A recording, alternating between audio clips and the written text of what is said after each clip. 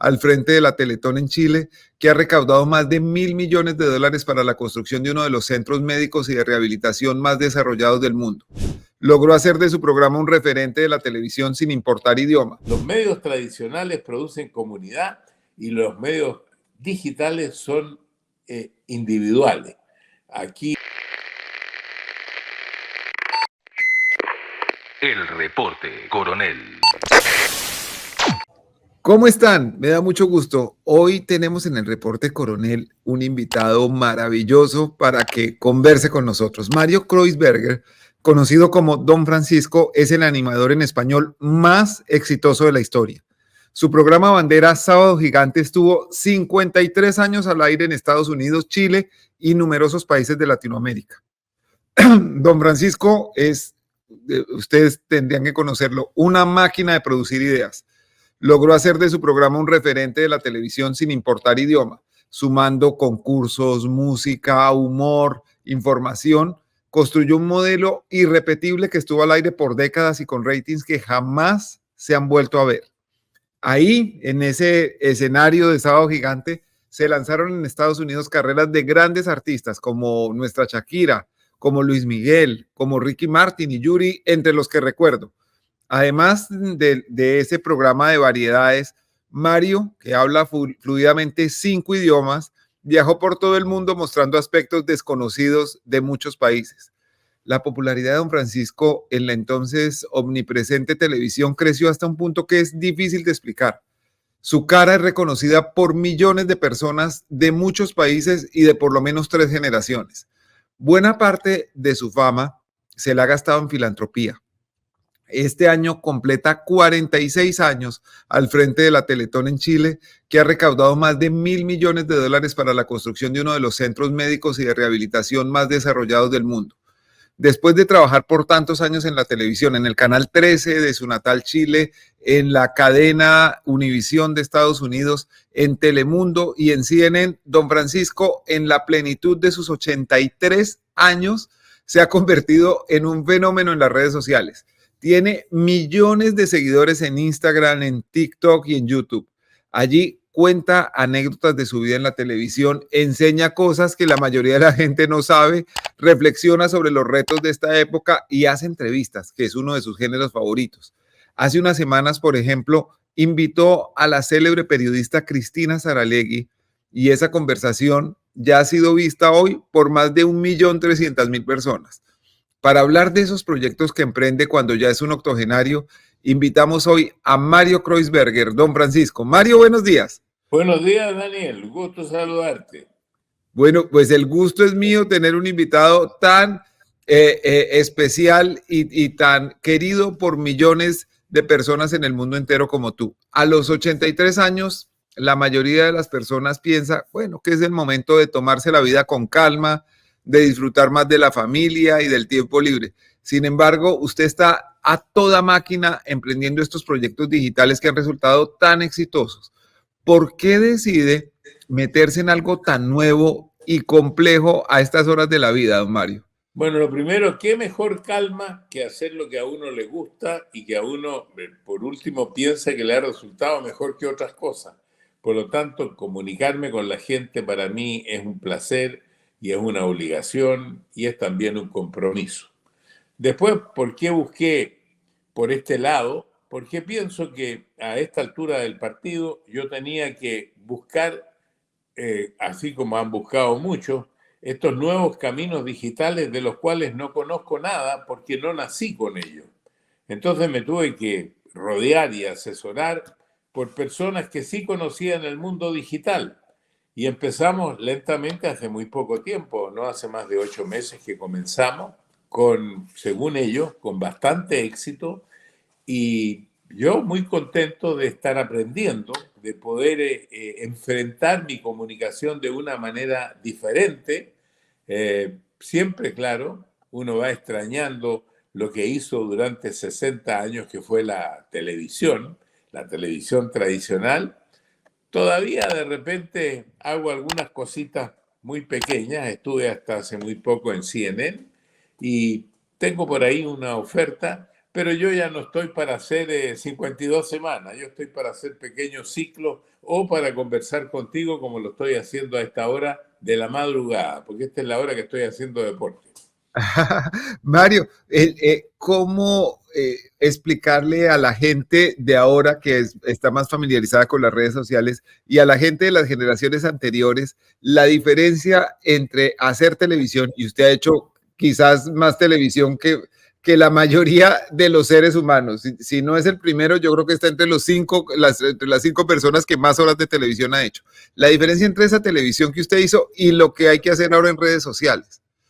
Bueno, yo creo que hay una diferencia importante y es que los medios tradicionales producen comunidad. El mejor ejemplo es que Trump y Kamala se enfrentaron por televisión y lo vieron 65 millones de personas. Después, las personas los van a poder ver, seguramente muchos más millones de personas, porque en directo salió a varios lugares del mundo. Aquí solamente evaluaron Estados Unidos y digitalmente van a estar eternamente ahí. Por lo tanto, no hay ningún apuro en verlo. Ya se comentó bastante, a veces en el mismo teléfono nuestro salieron algunos antecedentes, algunas encuestas, así que la diferencia grande está en que los medios tradicionales producen comunidad y los medios digitales son individuales. Aquí no hay comunidad, aquí uno busca el nicho. Me imagino que las personas que están viendo este programa tuyo es porque te buscan a ti y te buscan, van a estar en directo hoy día, pero mañana si se lo perdieron, lo van a volver a ver porque lo pueden ver. En la televisión es más difícil, en la radio es más difícil. Antes uno ponía una cita, decía Sábado Gigante, espérelo a las 8 de la noche y Claro. vamos a estar por 4 horas aquí juntos. El noticiero está a tal hora y vamos a enterarnos juntos de las noticias. Ahora, la hora de los programas, la hora en que la gente quiere ver los programas, la quiere decir ella misma, no que la decida un programador. Cuando quiera, a la hora que quiera y por siempre. Porque lo que yo dije hace 5 años es cuestión de buscarlo nomás en tu canal, salvo que tú mismo lo hayas borrado, o si no, en alguna otra plataforma está. Ahí siempre estará. Y además está al gusto de cada persona. Si yo quiero levantarme a tomar un vaso de agua o ir al baño y todo, simplemente pongo la pausa en lo que estoy mirando y después lo reanudo cuando quiera. O digo, esta me aburrió, no quiero verlo más desde este momento. Es algo totalmente distinto a lo que nosotros hicimos por mucho tiempo en televisión. Y por eso que el contenido también es diferente y lo que busca la gente es distinto. ¿Y cómo entonces lograste trasladar ese éxito tuyo en televisión? Quizás nadie haya visto un animador en español más que a ti, a las redes sociales. ¿Cómo hiciste para traducir ese ambiente de la televisión en el que ha sido tan exitoso a las redes sociales? Bueno, lo mismo que hice en la televisión. Yo primero en la televisión, como era un ignorante en varios idiomas, como en alguna crítica alguna vez me pusieron, entonces yo me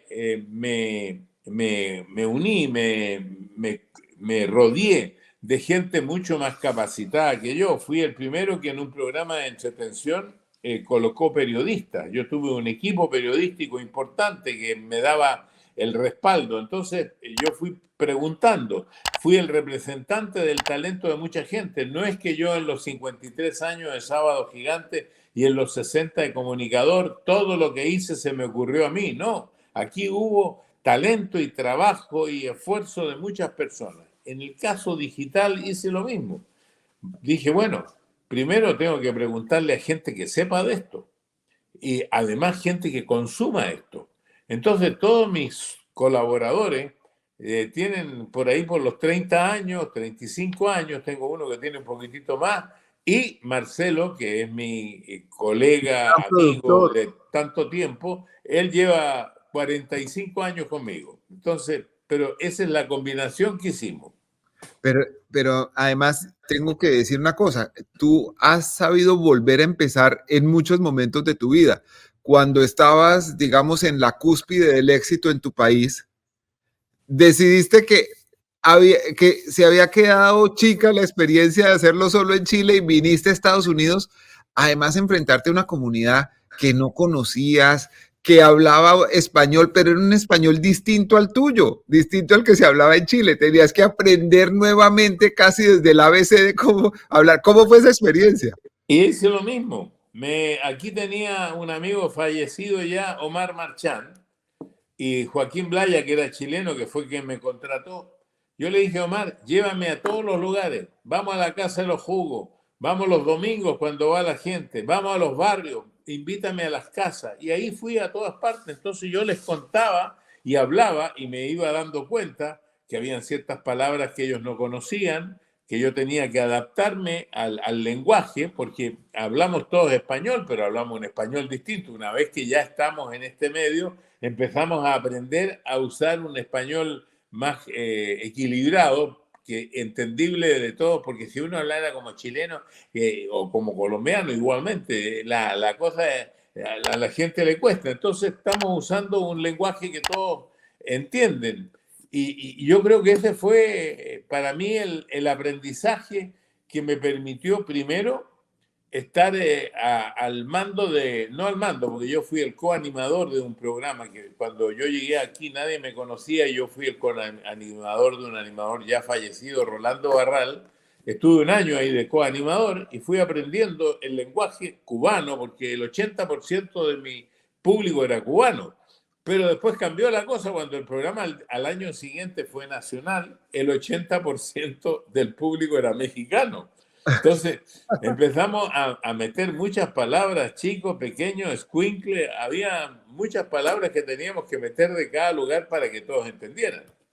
Escuincle, a poco. Y con los cubanos, ¿qué palabras te tocó aprender? Bueno, la botúa, el condumio, el iriampo, la chaucha, la completa, la jama, todas estas cosas que se decían aquí por algunos, porque habían otros que no hablaban ese lenguaje, que era como un ñáñigo, un lenguaje más popular, y había que aprenderse expresiones, que era un niño bitongo, y bueno, poco a poco lo fuimos aprendiendo y lo fuimos internalizando, y la gente que nos veía también se fue acostumbrando un poquitito a mi tono, que los tonos nuestros ya pasan a ser como equilibrados, ¿no? Es difícil para la gente decir, este hombre es chileno. Ahora, cuando yo fuera de pantalla hablo contigo, hablo mucho más chileno.